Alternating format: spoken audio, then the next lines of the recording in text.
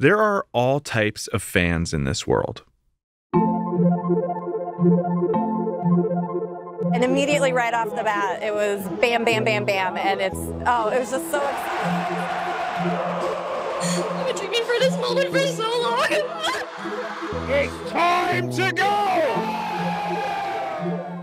And when it comes to fandom, there's a hierarchy of sorts. There's the casual fan, sporting jerseys and hats.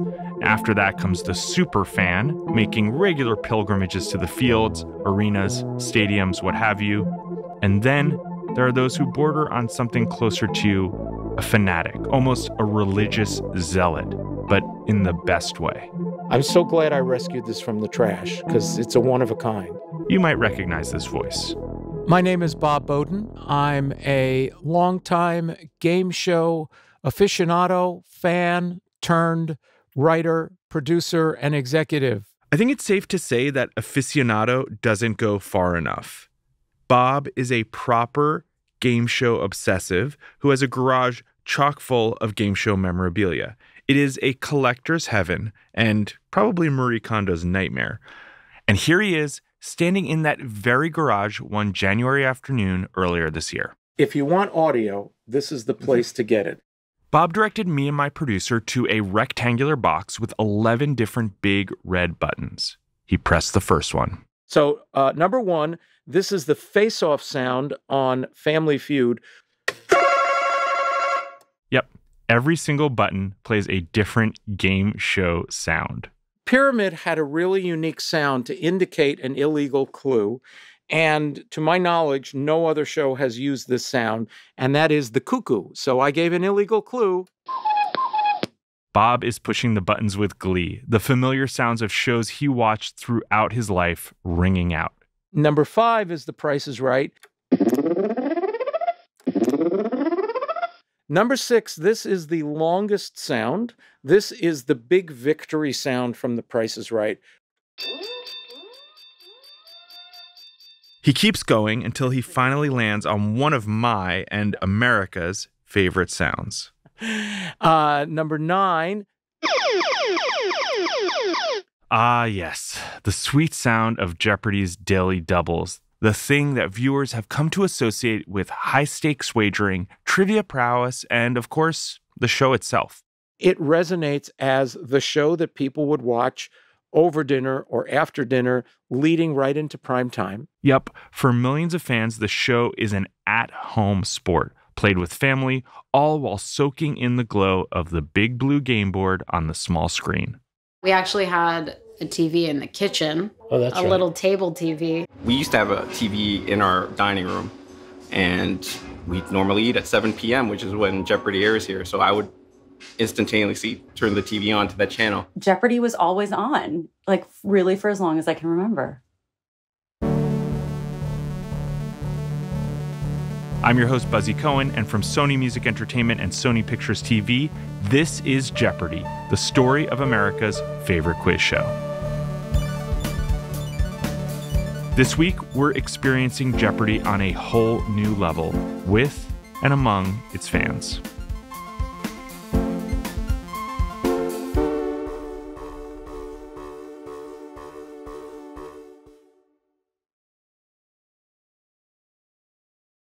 Jeopardy fans are everywhere, so it probably won't surprise you to learn that a few of them are actually working on this podcast. But for this act, I'm handing the mic over to one of the outliers on the production team, our very own non-fan, Julia Doyle. It's not that I'm not a fan, exactly. I grew up without a television, which in the early 2000s was enough to send my middle school self into a panic. I didn't see Kelly Clarkson steal the stage on American Idol. I only caught snippets of SpongeBob or Sweet Life when I was at a friend's house. Cheetah Girls, Slime, Survivor, I've had to catch up on it all. Maybe I shouldn't admit this, but before working on this podcast, I'd never seen a full episode of Jeopardy. Don't worry, I've seen plenty of them by now. It just always feels a little bit like work, because it kind of is. But that doesn't mean I don't want to try and understand the allure of Jeopardy. So when this episode, all about fans, ticked closer to production, I thought this was an opportunity to understand why people regularly dedicate a half hour of their day to watching a quiz show. And I knew just the person who could help me here. Sylvie Lubau, colleague, friend, and Jeopardy fan. You've probably heard her name before, in the credits of this show or from the episode about the Jeopardy buzzer. This is how, and why, one drizzling May evening, nearing 6:30, I ended up taking the R train south into Brooklyn. Okay, welcome to... Cue the obligatory bleep. For... Oh, bleep! Welcome to my parents' home in a neighborhood called Sunset Park without numbers attached to the home. We're going in. Sylvie and I are standing in the ground floor entrance of her parents' place, a beautiful old brownstone in Sunset Park, Brooklyn. This is the first time I'm meeting her parents. My mom's on a Zoom right now. I'm sorry. That's okay. Are you gonna be off soon? Sylvie's mom, Bobby, is sitting at the dining table with her computer. She waves at us as we head up the stairs. Look at all these gadgets. Oh, I love it. Tennis rackets, old golf clubs, a pinball machine that my dad wanted to turn into a coffee table. I bet Sylvie's dad would get along well with Bob Bowden. We go down a hallway. There's a few loose doors propped up against the walls, into a room with 3 big bay windows. There's a large mantel and various framed pieces of art. Sylvie's dad, Fred, is sitting on one of the couches. We've filled it with a lot of things. Lots of books. I find things, and I giant keys. Bring them home. The room is dotted with curios, doodads, papers, art books, sort of like my family home. But of course, the big difference is a large television. Nice. Fred is a wallpaper hanger, and he's got what looks like a small paint scraper on a chain around his neck. He and Bobby have been in this house for about 40 years. We start talking about the decor, including a portrait of a severe-looking woman sitting in profile. Sylvie admits the painting scared her when she was little. It scares me a little bit now. I just thought the painting was really well done. And I thought maybe it was a find. I thought maybe I found a find. Everything is maybe a find. Everything is... Not everything, but... A lot of things. Yeah, a lot of stuff. A lot of things are maybe finds. Sylvie and her dad have a similar sense of humor. They gently rib each other, interspersing sharp remarks with smiles. They also share a love of trivia, and the two of them have clocked a lot of time together watching Jeopardy. I feel like we went through a phase where it was like pretty daily. Fred started watching Jeopardy when he was in high school, back when Art Fleming was still the host. He's remained a pretty consistent viewer, and when Sylvie was a little kid, she started to watch with him. Then they started playing along together. I would have a sheet of paper, he would have a sheet of paper, pen, pencil, whatever. You would keep track of your own score. We don't buzz. No, it's just no like buzzing. Whoever answers first. And Final Jeopardy, you have to write it down. You're not allowed to say until it's time to say. Sylvie also remembers playing along with a Jeopardy computer game. We had like a CD-ROM or a disc. And Alex would always say, he had some funny line about being a maven. And this was a vocabulary word that I always knew after that. So he taught you Yiddish. A maven? That's Yiddish? Absolutely. Are you amazed? I'm amazed. Oy vey, I'm amazed. Sylvie and her dad aren't the only Jeopardy fans in the family. My mom's aunt, so my great aunt B, she was a Jeopardy fan. Oh, yeah. You were not allowed to call her on the phone from 7 to 7:30. Couldn't call. Or she wouldn't answer the phone, you know. No, she would scold you. Yeah. Jeopardy's on. Don't you know? Yeah. And a bunch of my mom's cousins are also big Jeopardy fans. But we've never played like... Family Jeopardy? No. Oh. Who do you think would win? They look at each other, calculating who would be the toughest competition. Who's playing? Who am I playing against? Like Carrie and June? You, me. They're pretty smart. But I like my chances. Fred tells me he's always had a pretty good memory for random bits of information. Sylvie concurs. I always thought he should go on Jeopardy. When I was a kid watching with him, I always said, Daddy should be on Jeopardy. Missed my opportunity. That's his excuse now. Well, he's too old. Yes, too old to have the quick recall. Right.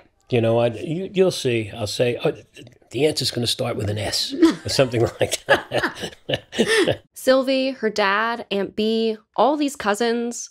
I wanted to know what keeps them watching. I like that it's competitive, that there's dollars that are given and taken away. And yeah, it was always fun if I beat you. I thought you were like the smartest guy growing up. I've learned since then. I'm kidding. The jokes continued, along with stories about other games they'd mastered over the years. Balderdash, Set, Giotto. But the big glowing screen beckoned everyone back to the mission at hand. The moment we'd been waiting for. It was time for Jeopardy! Volume up. Oh my God. It's all right. They don't start right. You don't jump right into it. You're going to introduce the contestants. And Okay, are we going to try to keep score? We're going to do our best. we can try. On screen, the contestants and the host, tonight it's Maim, take their positions behind the lecterns. In Sunset Park, Brooklyn, Sylvie and Fred take their positions on opposite sides of the couch. Good luck as we head into the Jeopardy round with these categories. Okay. Thanks a million. No, I don't like it. Con must go. You'll remove C-O-N from the front of a word to get the response. Teaching, some anagrams, State of the Union, and that's a wrap, everybody. Lynn, as our returning champ, you select first. Let's go with con must go 400. We can agree to remove con from a word of unity to get this, string or twine. Ed. What is chord? Yes. Con must go 600. We can verify that removing con from the front of a word leaves us in this place where lawyers work. Affirm. Ed. Con must go 800. This is hurting my brain. The act of taking land by force abandons con to go on a this, perhaps to seek more land to take by force. What is quest? Choice. What is Pretty quest? much a tie. I'll give that to both of us. Go ahead. 800. Con must go for 1,000. Some of the categories struck me as mind-bogglingly difficult. Anagrams to decipher, esoteric terms, U.S. history questions that left me wondering what I had learned in school.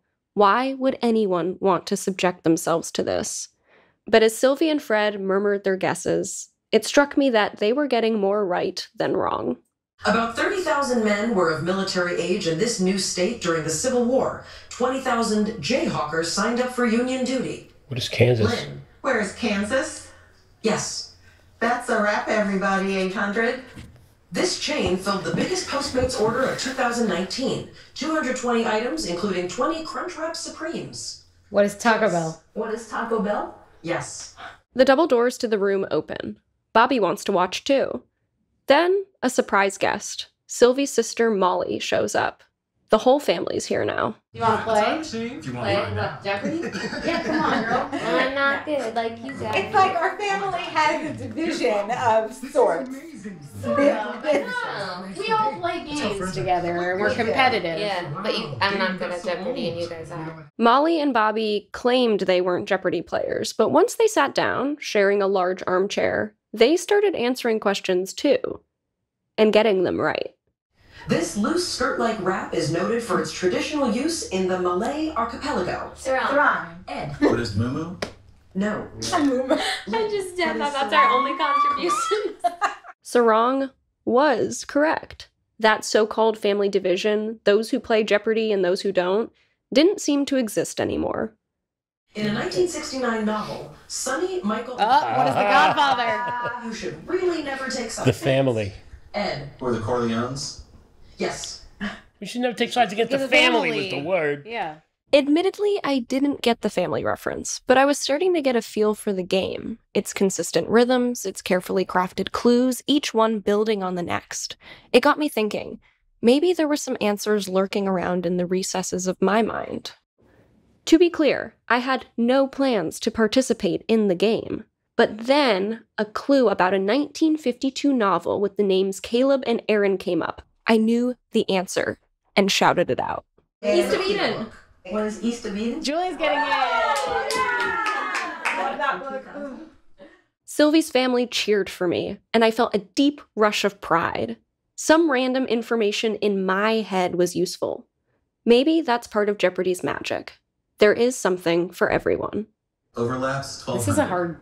All those unsolicited emails you receive are quickly forgotten with this mental condition. What is spamnesia? It's spamnesia. Wow. I don't even understand this category. The game continued in high spirits, and 22 minutes seemed to fly by because suddenly we were on the precipice of Final Jeopardy. Classical music. Make your wagers. I'll be back with This, there's nothing. Tough category. Forget it. This is not the classical music crowd. No, it's not. Classical music. Ugh. The Lubaus moan with despair. Fred and Sylvie strategize during the commercial break. I'm surprised how nervous I am. Suddenly, the stakes feel high. I wager everything. Despite his lack of confidence in the category, Fred's going big. Sylvie, on the other hand, bets more conservatively. I'm wagering 2,000. Find out who the family champion is after the break.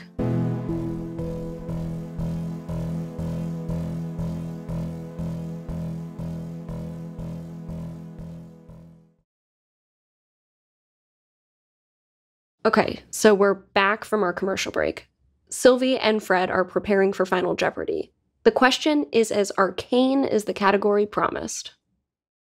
Category is classical music. Don't say it. Premiered in 1850. This man, a future in-law of the composer, was the conductor. Oh my You have 30 seconds. God. Good luck. Sylvie and Fred tap their pens. The feeling in the room is pensive, somber. No one, it seems, is going to get this one.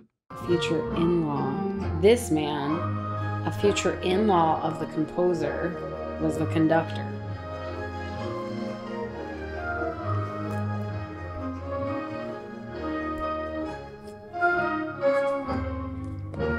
Sylvie gives her dad a resigned look and writes down, "Who is Liszt?" as in Franz Liszt. She tilts her paper to show us. We'll start with our returning champ, Lynn. What did you come up with? Who is Toscanini? Unfortunately, that is not correct. And how much did you wager? Yeah. 5,000. Toscanini was 1,400. much later. We'll go over to Ed Peterson, who is Haydn. That is not correct. And how much is that going to cost you? $2,401, leaving you with $7,999. Joyce, what was your response? Who is Rachmaninoff? That is also not correct. Correct response. On the TV, the contestants come up with the wrong answers. Now we'll finally know. Liszt. Shut up! Shut up! You put it? Yeah, Liszt. Yeah. Joyce, how much did you wager? Yeah, Oh, she baby! raised it all. He wins. In case you missed it, every single Jeopardy contestant got Final Jeopardy wrong, but Sylvie, Team Liszt, got it right. Wow. He had 0. I believe we're going into double. Yeah. Wait, kid, how? I don't know! Wait, imagine if you... Wow. Should you go on Jeopardy? Sylvie waves her paper in the air. She won! Her family's surprised, but not that surprised at her abilities. And with that, the Lubaus got up and went downstairs for dinner.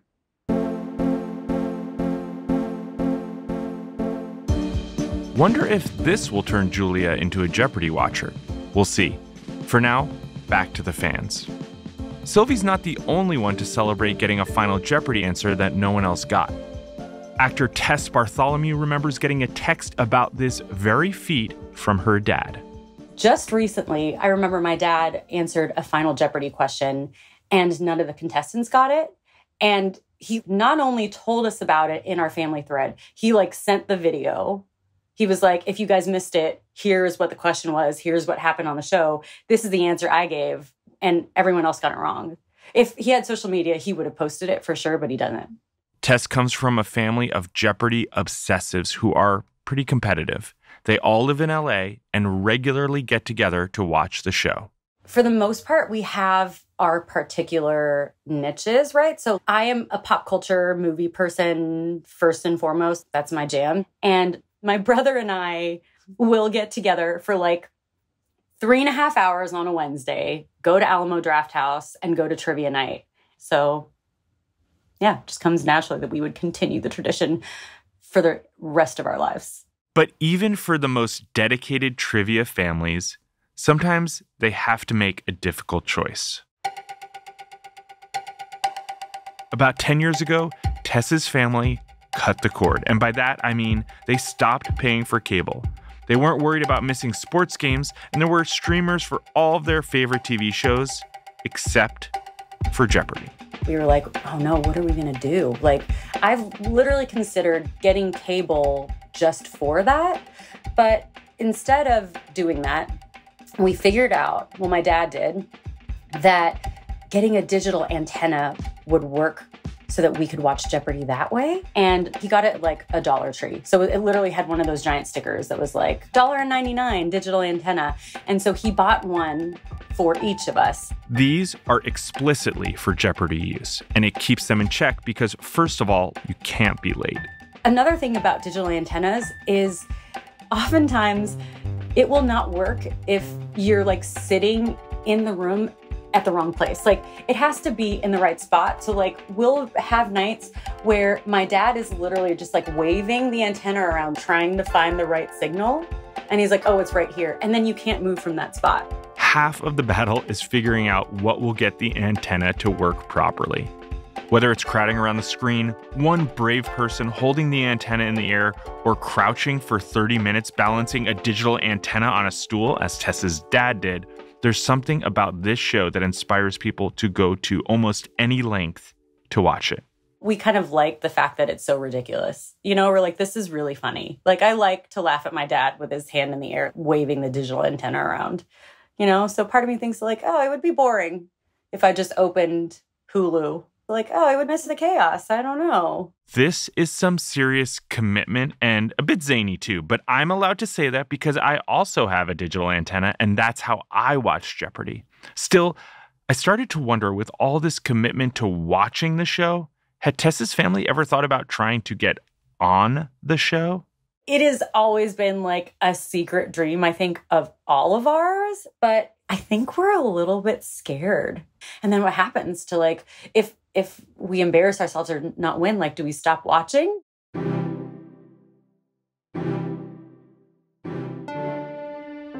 When you've got a lifelong ritual like this, something you cherish, you look forward to, something that connects you backwards and forwards with your family, your history, and your children, what happens when you finally close the gap between viewer and participant?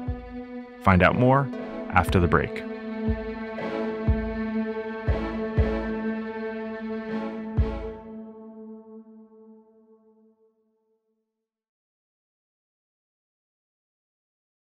It's really surreal, just that this moment has come and this day has come, and I can finally start talking about it to people, and people actually know what's going on. Thursday, May 25th. Jesse Chin is sitting at a table in Shaku Ramen, a restaurant off of Northern Boulevard in Flushing, Queens. He's a little nervous, but mostly excited.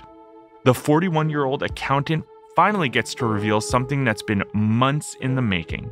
He was a contestant on Jeopardy, and tonight, his episode is finally airing. I'm going to double check to see if anyone's outside lost. He's hosting a watch party to celebrate his big debut at a bar in the restaurant's basement, speakeasy style.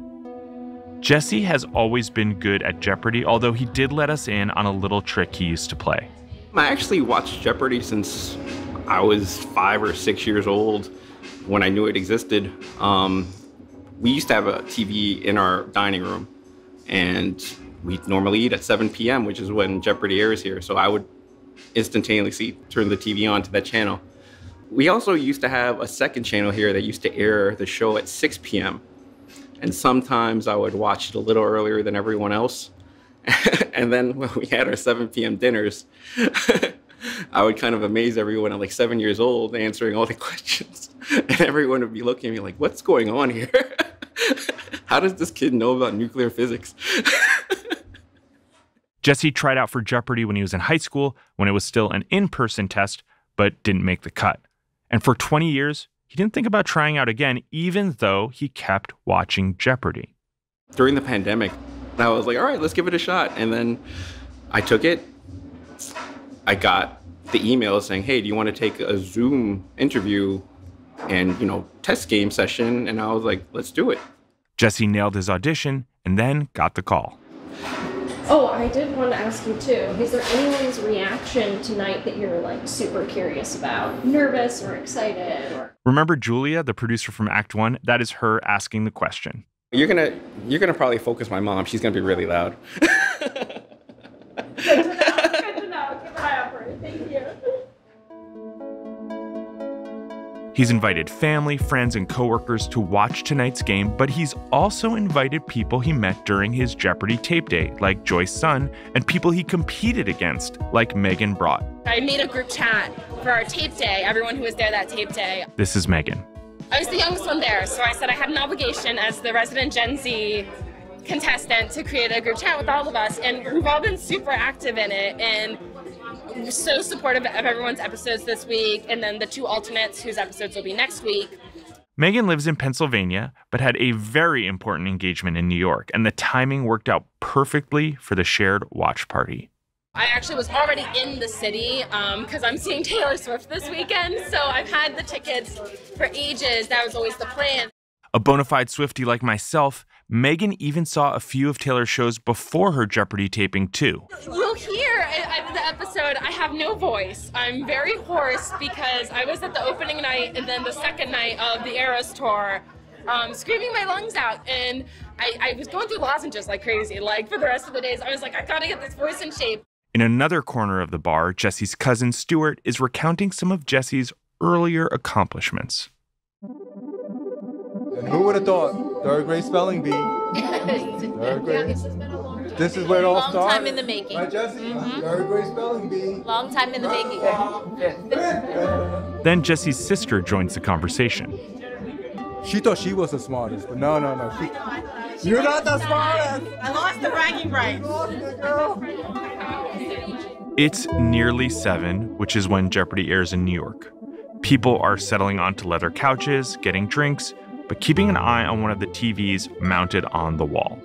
There are themed cocktails befitting of the evening: Chin and Juice, a Negroni, a Belvedere and soda. All homages to tonight's Jeopardy contestants: Jesse Chin, Megan Brott, and Ed Peterson, who's hosting his own party in Orlando. A few minutes before the start, people start passing out Gatorades. Jesse calls for quiet. Everyone, all right, thank you for coming. Hold on, guys. Hold up, everyone. I just want to thank everyone for coming. So during our tape day, me and Megan and Joyce and a bunch of other lovely people, we got together and we had a really stupid bonding moment over Gatorade. So we just dubbed our taping day Team Gatorade. So I just want to take this time out. If everyone could just open up your bottles and just say Team Gatorade on 3. 1, 2, 3. The mood is lively, excited, and as the clock ticks closer to 7, increasingly nervous.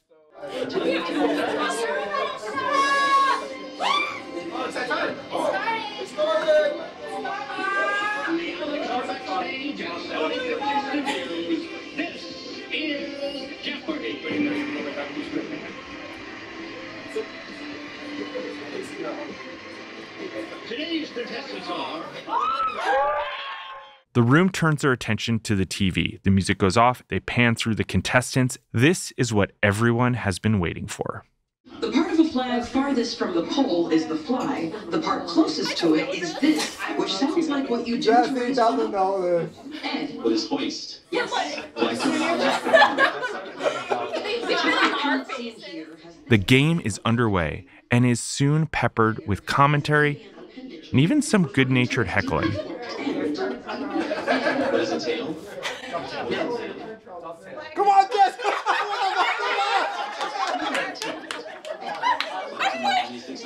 The TV versions of Jesse, Megan, and Ed answer questions about flags, airlines, bodies of water, and also tax forms. Okay, let's get back to the game, Megan.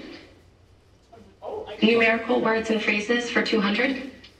It's the basic form most taxpayers use to report income and file their return. Ed. What is W-2?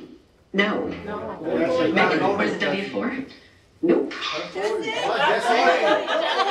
Would be a 1040. I got one right. Parking Narrow situation comes from the title of a 1961 novel. Megan, What is catch-22? yes. At the end of the first round, Ed's in the lead, followed by Jesse and Megan. People refresh their drinks and drift towards the table under the TV, where there's now a buffet of food. Small bowls of shishito peppers, skewers of meat and fish, and the friendly ribbing keeps going. You're an accounting director, but you're going to get 1040. You want to know what happened? All right. All right. It wasn't working. That's all my friends are like. You're going to get 1040. I know You and Ed totally threw me off with that accounting question, and I thought I misread the question. We get some mid-game commentary from Megan. I definitely was intimidated the first category. I just don't know a lot about flag terminology, and I think it scared me. I think that threw me off a bit. But These are fans turned contestants, turned fans again, as they watch themselves reliving this tape day. there was a clue I answered. I was sitting here, I'm like, I don't know the answer to that, and then I answered it on screen. I was like, oh, I guess I do. No, this is crazy. This is surreal, but I'm having a blast. I was worried I was gonna hate it, I was gonna be miserable, and I'm really enjoying this. The room is abuzz with analysis. I saw the sweat on the brow. He cracked a joke, but I could tell he was a little nervous. This is one of Jesse's friends, Daniel. I hope he wins, but at the same time, he needs to work for it. I don't want him to get it so easy. There are a few people in the room who know exactly what will happen tonight, but it still feels like everyone is on the edge of their seat. Anything could happen. Commercial break ends, the game starts back up, and the room cheers through the contestant interviews, where we learn that Megan has a ritual for predicting Oscar nominations. Jesse and his wife got married at Disneyland, and Ed has an impressive magnet collection. Classic Jeopardy interviews. Then comes the double Jeopardy round with questions about music, euro coins, and crossword clues that start with V. Not from X, 10 letters. Viviparous. What? Jesse. Music of the month, 1600. Fashioned from an Old English nursery rhyme, Simon and Garfunkel's April Come She Will was featured in this 1967 film. Ed. What is The Graduate? Yes. Music of the month. There is a tricky Shakespeare clue and some confusion between Nancy Pelosi and Dianne Feinstein. But soon, Jesse is in the lead, and the room is largely wondering how he'll fare with Final Jeopardy. The category, Asia. The question, trained as an engineer, Premier Li Peng championed this in 1992. It would ultimately displace over 1 million people. Check out that Jesse guy. $1,200. $7,400. We'll go over to Ed Peterson, our returning champ. Your response? I'll go. What is Three Gorges Dam, and how much are we going to add to your score?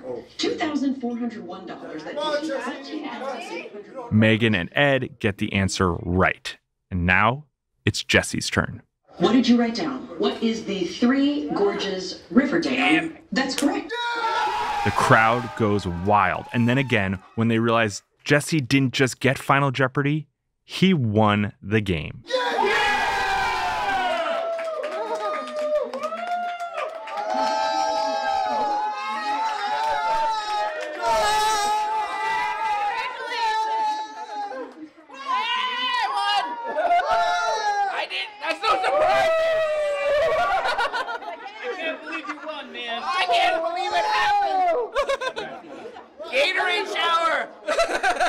Gatorade for everyone. Gatorade raining down, and there are cheers, hugs. Jesse unzips his sweater to reveal his bright blue shirt, future Jeopardy champion. His mom is beaming, and she gives her son a big kiss on the cheek. Oh my God, Melissa, you're so smart. Oh my God, you don't know how happy. My baby.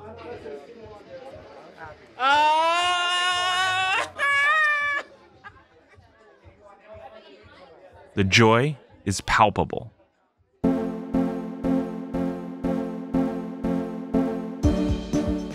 So now I had to go back to Julia. She had attended this watch party, she spent an evening at Chez Lubau, and she even went digital antenna with Tess. Did she finally get it? Was our resident Jeopardy novice feeling a little bit of the Alex Trebek stage magic? Well, to be clear, I still don't own a TV, so I think super fandom isn't in the cards for me right now. But I definitely get the allure, the devotion, and yes, the magic. Also, Lubau's, if you're listening, can I stay for dinner next time?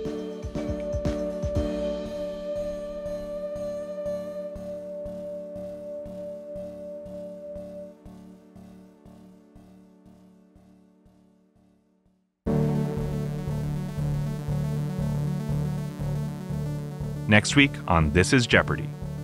We first met at our audition in December 2015. I was there early. And I was there very late. This is Jeopardy! The Story of America's Favorite Quiz Show is a production of Sony Music Entertainment and Sony Pictures TV. It's hosted by me, Buzzy Cohen. This episode was produced by Julia Doyle. The series producers are Julia Doyle, Rob Dozier, Sylvie Lubau, and Mia Warren. Associate producer is Serena Chow. Our series editor is Sarah Kramer. Executive producers are Lizzie Jacobs, Tom Koenig, Sarah Kramer, Michael Davies, and Suzanne Preddy.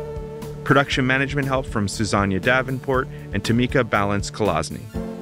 Our theme song was composed by Hannes Brown. Cedric Wilson is our engineer. Special thanks to Charlie Yetter and Steve Ackerman. And a big, big thank you to the Jeopardy staff and crew for all of their time and help on this. Shout out to Alexa Machia. If you love the show, follow us on Apple Podcasts, Spotify, Amazon Music, Stitcher, or wherever you get your podcasts.